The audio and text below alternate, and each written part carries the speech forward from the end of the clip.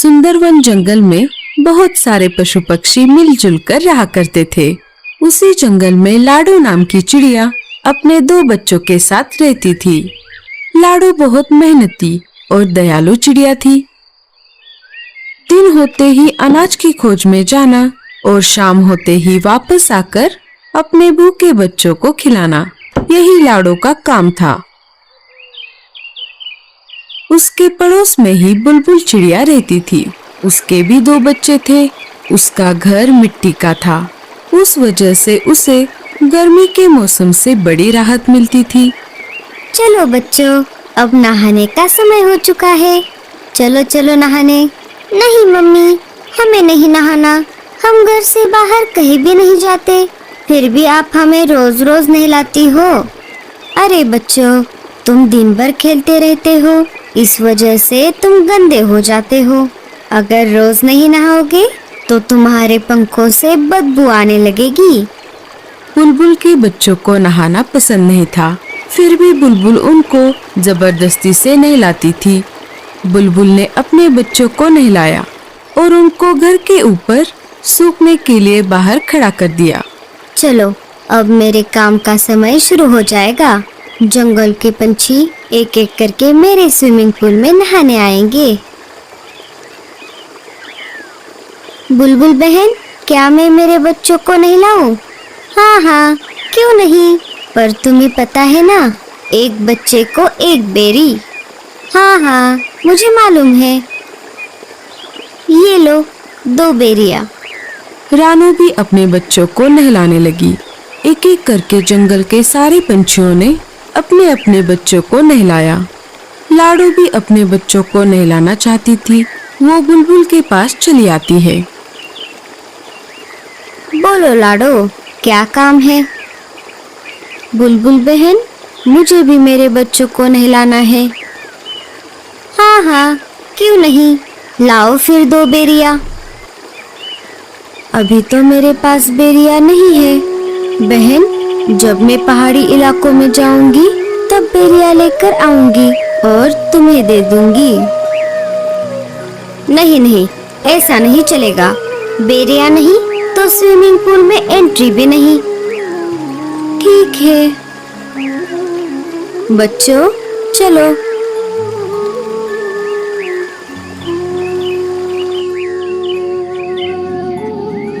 माँ, हमें भी बुलबुल आंटी के स्विमिंग पूल में नहाना है। लाडो ने बच्चों को समझाते हुए कहा। नहीं बच्चों, हम नहाने के लिए नदी में जाएंगे। वहाँ का पानी साफ सुथरा है। लाडो अपने बच्चों को स्विमिंग पूल में नहलाना चाहती थी। बेचारी लाडो कर भी क्या सकती थी। बेरियों का पेड़ ऊंचे पहाड़ी पर था और लाडो अपने बच्चों को अकेला घर पर छोड़कर उतनी दूर नहीं जाना चाहती थी।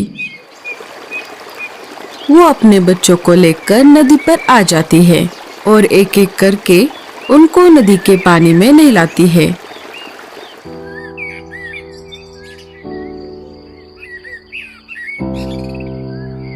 अरे लाडो, ऐसे उदास क्यों बैठी हो? क्या कुछ परेशानी है? अरे नहीं कालू भैया, ऐसी कोई बात नहीं है। सोनू मोनू को बुलबुल चिड़िया के स्विमिंग पूल में नहाने की बहुत इच्छा है, लेकिन वो नहाने के बदले बेरियों की मांग कर रही है और अभी तो मेरे पास बेरिया नहीं है। बेरिया लाने के लिए मुझे ऊंचे पहाड़ी पर जाना होगा, पर मैं मेरे बच्चों को घर पर अकेला छोड़कर उतनी दूर नहीं जा सकती।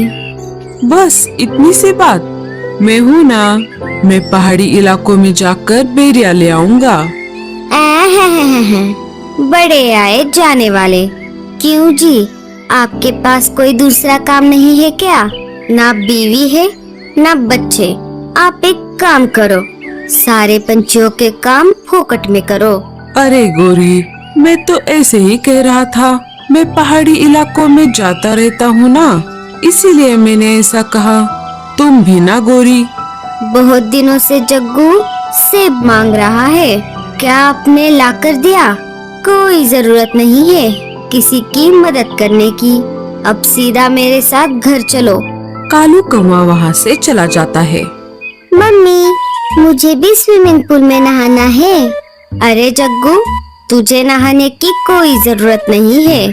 तू तो वैसे भी साफ सुथरा है। लाडो उदास बैठी थी कि तभी वहाँ पर भूरा कौवा आ जाता है। भूरे ने सारी बात सुन ली थी। लाडो, तुम परेशान क्यों होती हो? मैंने अभी अभी सब सुन लिया है। तुम एक काम क्यों नहीं करती? मैं तुम्हारी बच्चों की देखभाल करता हूँ। तुम पहाड़ी इलाकों में जाकर बेरिया लेकर आओ। लाडो को भूरे पर बिल्कुल भी भरोसा नहीं था, लेकिन उसे बच्चों को स्विमिंग पूल में नहलाना भी था। फिर भी लाडो ने भूरे से पूछा, लेकिन तुम मेरी मदद क्यों कर रहे हो? अरे, मैं भी बहुत दिनों से बेरिया खाने की सोच रहा हूँ। तुम आते समय मेरे लिए भी बेरिया लेकर आना। अच्छा, ठीक है, तो मैं चलती हूँ। तुम मेरे बच्चों का ध्यान रखना। लाडो बेरिया लाने के लिए पहाड़ी इलाकों की ओर चल पड़ती है। अरे वाह, ये तो बहुत अच्छा हुआ। मुझे पता चला है पहाड़ी इलाकों से हमारी जंगल की ओर तेज तूफान आ रहा है। मुझे नहीं लगता कि लाडो उस तेज तूफान में बच पाएगी। फिर मैं इन दो बच्चों को घर से बाहर फेंक दूंगा। लाडो के जाते ही भूरा बच्चों को घोंसले से बाहर निकाल देता है और घोंसले का दरवाजा लगा लेता है। बच्चे अपनी माँ की याद में रोने लगते हैं। इधर लाडो जैसे तैसे करके आगे बढ़ती रही। वैसे ही तेज हवा भी बढ़ने लगी। लगता है इस तेज तूफान में मैं उड़ नहीं पाऊंगी।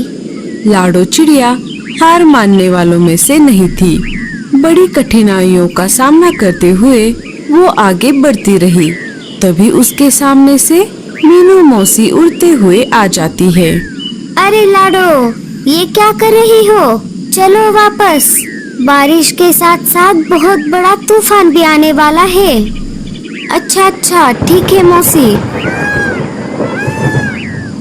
वो दोनों वापस जंगल में आ जाती है। लाडो, बहुत तेज बारिश शुरू हो गई है। तुम एक काम करो, बारिश रुकने तक मेरे घर में रुक जाओ। बारिश थमते ही चली जाना। दोनों मीनू मौसी के घोंसले के अंदर चली जाती है। बारिश अपने जोरों पर थी। मेरे बच्चे ठीक तो होंगे ना? इधर बेचारे बच्चे तेज बारिश में भीग रहे थे। वो दोनों एक पेड़ की डाली पर बैठ जाते हैं, जहाँ पर कम बारिश का पानी आ रहा था। तभी उनको उस पेड़ के तने से आवाज आती है, बच्चों इधर आओ। बच्चे अंदर चले जाते हैं। इधर भूरा कौवा मजे में घोड़े बेचकर सो रहा था।